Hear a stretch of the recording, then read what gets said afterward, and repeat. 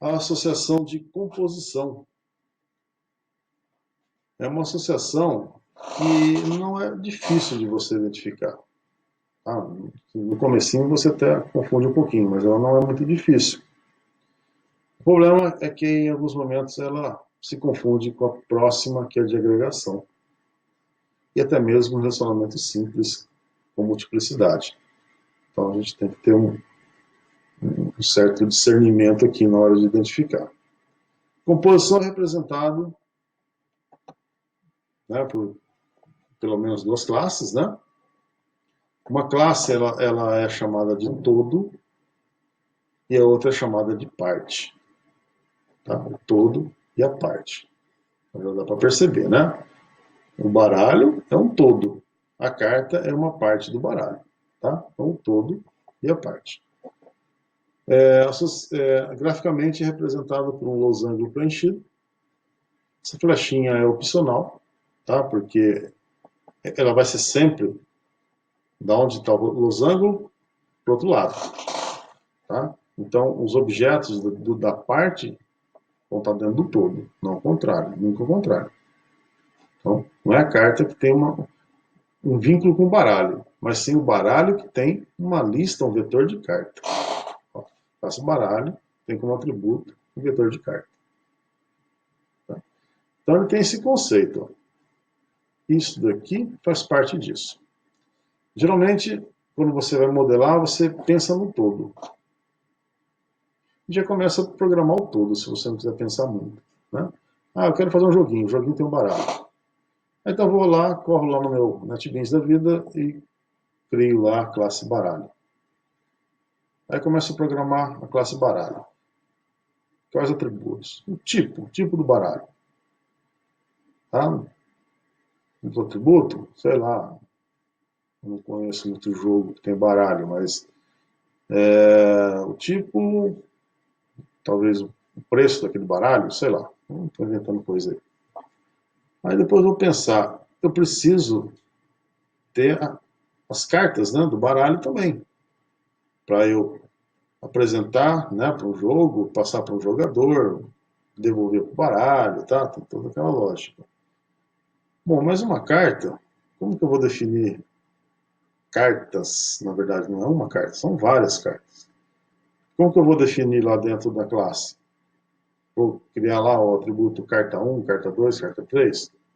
Não, eu vou criar um vetor. Legal, tem uma coleção, criar um vetor, ou uma lista de carta. Bom, então eu criei uma lista de carta, mas qual é o tipo dessa lista de carta? Uma string. Uma string eu consigo representar um baralho? Consigo depois fazer as regras de um jogo? Né? Identificar um baralho, uma carta por uma string? Até dá, mas não é legal. Tá? Eu vou ter que criar uma string com valores concatenados, né? O naipe, o valor, tá? E aquelas outras características que tem numa carta. Bom, então, uma string não resolve. Então eu vou fazer certo, eu vou criar uma outra classe. Uma classe que representa a carta, aí eu faço um vetor de carta. Fechou. Tá? Então é assim que nasce a composição. Eu penso no todo e de repente arranco um pedaço dele e programo em outra classe. Só que é dele. A carta é do baralho. Uma carta sem um baralho não tem sentido. Tá? Então é um pedaço do todo que eu separei. É a parte do todo. Tá? Então, por isso que é um losango preenchida, como se estivesse retirando, puxando daqui. Ele pode ter multiplicidade ou não, ele pode ser até opcional, tá? A parte pode acontecer ou não em algumas situações. Bom, outro exemplozinho aqui. Vamos pensar que eu vou criar um joguinho, né? E no momento desse jogo eu vou montar um trem. Tá? Montar um trem e deixar ele funcionando ali.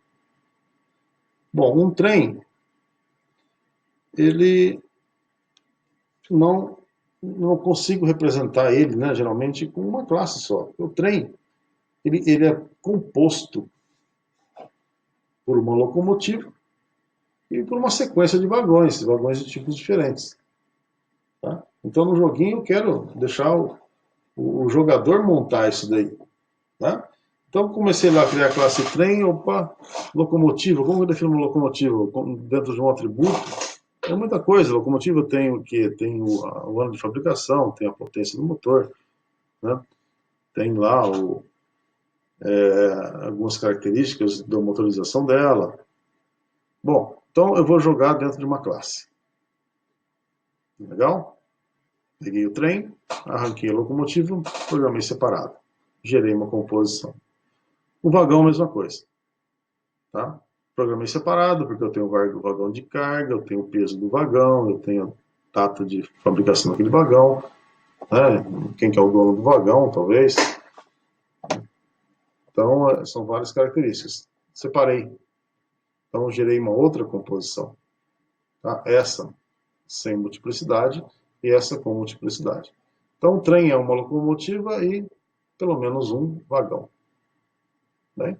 Então, para que isso funcione, esse conceito funcione, eu vou ter que ter essas ligações. Legal? Um outro exemplo de composição, um código-fonte.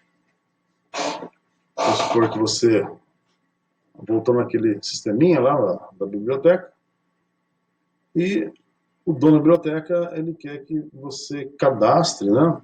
Ter condições de cadastrar um livro com bastante detalhe. Então, na hora de cadastrar o livro, ele não quer simplesmente colocar as informações triviais, né? Que é o código do livro, a data da publicação, o autor, número de páginas, né? Ele quer também ter um resumo de cada capítulo. Então, como ficaria? Começou lá, classe livro. Tá? Separamos lá o autor. Não está aqui nessa representação, mas eu poderia ter o autor aqui. Eu não ranquei o autor do livro. Porque o autor, ele pode existir no meu sistema. Eu posso ter cadastrado todos os autores, tá? De uma determinada área. Ou quando eu cadastro um autor, esse autor pode ser ligado a vários livros, tá? Então o autor é independente, ele tem um cadastro separado, tá? Uma criação separada. Bom, o editor, a mesma coisa, né? Tenho cadastrado, na hora de cadastrar o livro vai aparecer lá um combo box com os editores já cadastrados para selecionar. Tá? Então, quer dizer, eu vou ter associações simples, livro, associação simples com autor, associação simples com editora. Tá? Mas, e os capítulos? O capítulo é um pedaço do livro. Tá? Como que eu vou representar um capítulo dentro da classe livro? Um monte de strings? Não compensa, porque o capítulo eu quero ter mais coisas. Eu quero ter o número do capítulo, o título do capítulo, um resumo do capítulo, a quantidade de páginas daquele capítulo. Talvez eu quero ter até um autor colaborador daquele capítulo. Tá? Então é uma coisa mais complexa. Então eu divido. Arranco daqui de dentro, crio uma classe separada, gerando uma composição. Tá? Então, a partir desse momento, a hora que eu cadastrei um livro, na continuação do cadastro do livro eu vou ter uma tabela para eu adicionando os dados dos capítulos. Então eu não vou cadastrar separado o capítulo. Vai ser na sequência. E vai ser só daquele livro. Se um dia eu for apagar esse livro, vou ter que apagar os capítulos também. Isso aqui é uma regra da posição. O todo morre, as partes também. Bem? Na programação, um capítulo aqui na forma de atributo, um vetor, fixando com 20 no máximo. Tá? Um TL aqui e um método que vai cadastrando capítulos.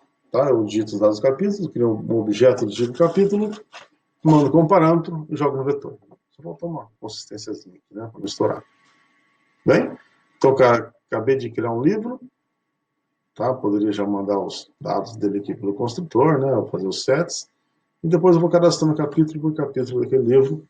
No final eu tenho um livro já prontinho, montado.